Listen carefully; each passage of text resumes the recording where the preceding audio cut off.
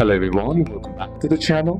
Hope you are doing well and fine, and in today's video I'll be showing you laptop how to update drivers. So without wasting any time, let's just jump right on the video and make sure to watch this video till the end and follow the steps as well.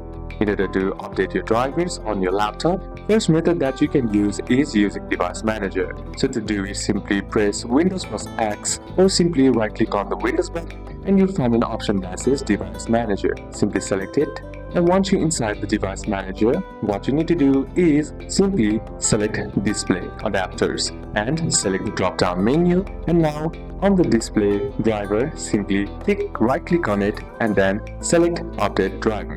And now once you're inside here, what you need to do is select Search automatically for drivers, and Windows will find and install the latest driver if available. Once that's done, simply restart your laptop if needed. Next method is using Windows Update. To do it, simply press Windows plus I, which will open up the settings.